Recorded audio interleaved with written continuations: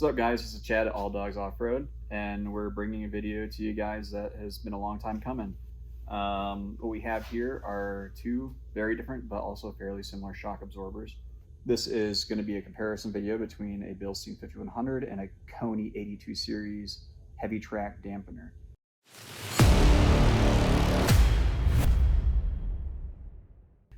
So everyone stateside is going to be very familiar with the Bilstein 5100 shock absorber. It's been out on the market for a very long time, and as we know, Bilstein is a great product. It's a monotube shock absorber, so that means that it's oil filled roughly about here, and it's got a high pressure gas charge here, and it's separated by an internal floating piston.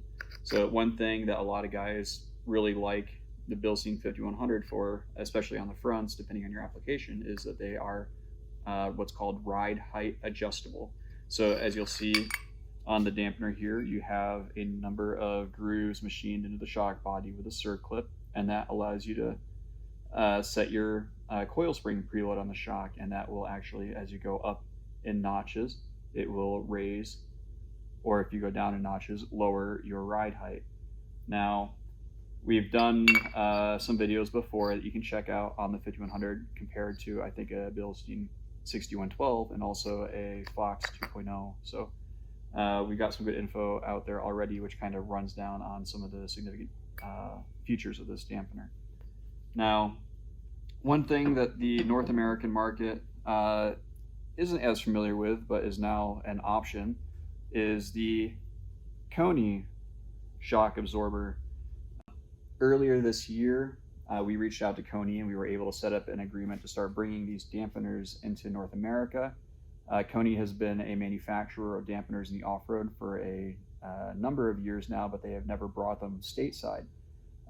So we reached out to them and we set up an exclusive agreement with Coney to bring these dampeners in, and we're the only shop in the USA or in Canada even that you can purchase these dampeners through. One thing that you'll notice right off the bat is that this is not ride height adjustable. However, it is still an adjustable shock absorber. The difference, however, is that rather than being ride height or preload adjustable, it is a rebound adjustable dampener.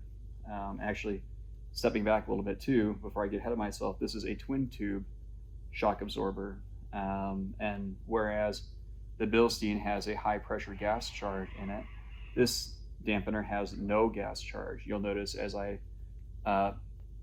collapse the shock, there is no outward pressure or movement. I could do that with the 5100. It's a little bit more firm, so I don't know if I can do it on camera, but I can. It's very high pressure, but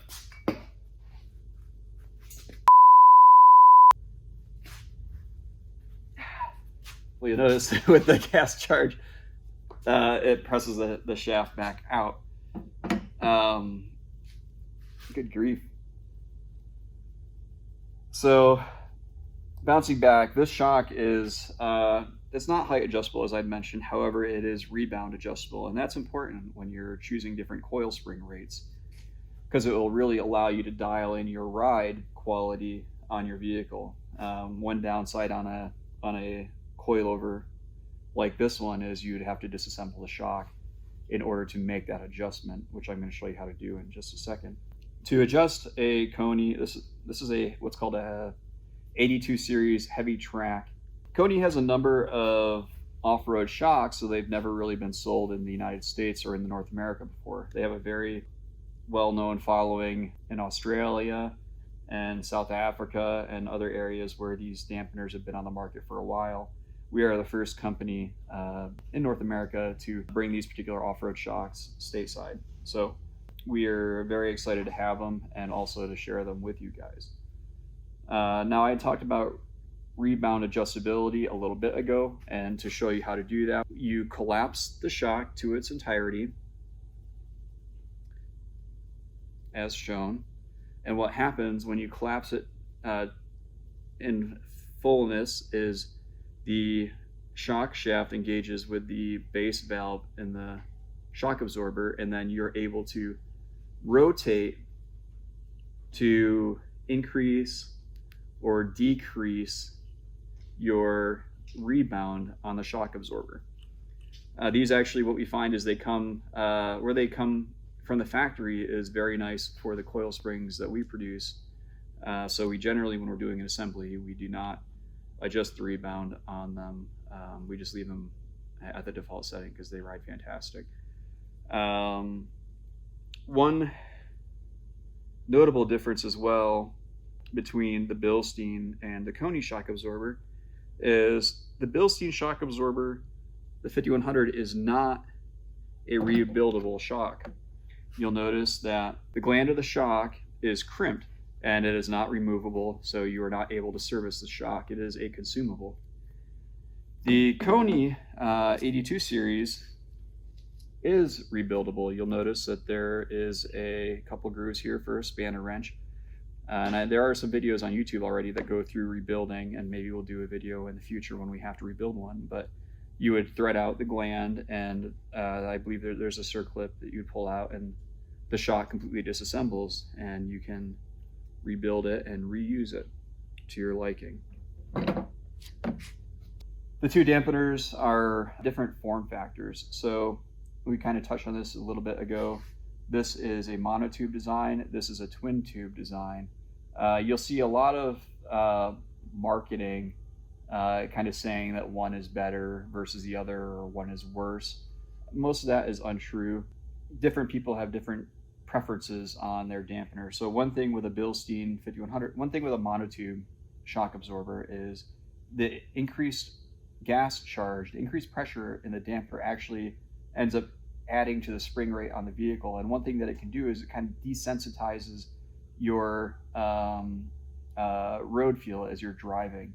Now, this isn't as commonly talked about in off-roading, but if you look in circle track and dirt track racing, you'll see a lot of information and a lot of preferences on one versus the other. Some guys, when they're driving, when they're racing, strongly prefer a monotube, others strongly prefer a twin tube. And in that field, a lot of people that prefer twin tubes, their claim is that you get more real-time road feel with a twin tube dampener than you do with a monotube. So the monotube is kind of, the high gas charge is kind of taking away from that road feel, or delaying it, or just desensitizing it a little bit. And that for those people is a drawback to a monotube. Now, the gas charge in the monotube is good because it prevents what's called cavitation, where in high speeds you're superheating the passages in the oil that are flowing through the piston, and you can get the oil almost heats up to the point where it's boiling, and so you get kind of like gaseous pockets, and that will kind of translate into a shock fade. The high pressure gas charge in a monotube shock absorber is what is supposed to get rid of that. Now, a twin tube shock absorber can be more prone to fade. However, Koni and their valving somehow managed to mitigate that. In a kind of armchair racing or armchair off-roading hypothetical sense, the monotube is more resistant to shock fade than a twin tube, which is kind of like a loss of dampening. So it's just going to give you more springy feel rather than giving you that nice planted feel that a dampener is supposed to. So both of these are fantastic dampeners for the price point. They're both going to give you very good ride quality, but they're going to be suited for different styles of driving. So you kind of pick your dampener based off of your driving habits, and roughly what you'd say about 90% of how you're driving or how much time is spent in or on your vehicle. So a Bilstein 5100, now keep in mind that ride quality is super subjective. So that said, a Bilstein 5100, in my opinion, has characteristics that lend much better to a highway driver. So if you're doing a lot of high-speed driving and your roads are smooth, this is going to feel very planted. It's not going to have much body roll or nosedive. So if you got like a 30-minute commute, and you're hopping on the interstate, this would definitely be a dampener to go to. Now, as far as ride quality goes with the Koni, uh, in my opinion, this is a much better dampener for low speed and mid speed driving. So here in Lincoln, Nebraska, we have some pretty rough roads because we have very hard winters and you get freezing and that sort of thing, expansion, which kind of breaks up the road and gives you a lot of potholes and imperfections. Now on the 5100, with its valving, all of those crevices and cracks, all those road imperfections are going to be transferred to the cabin. In the aftermarket or in OEMs, you call that NVH, noise, vibration, harshness.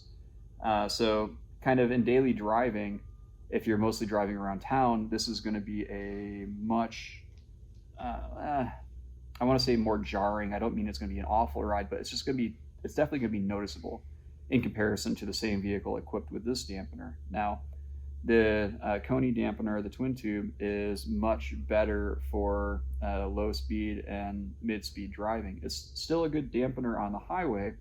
I've done thousands of miles on my 22 Frontier with this setup, and I've been very happy with it. But where it shines is in your around town driving, and it really, really shines off road.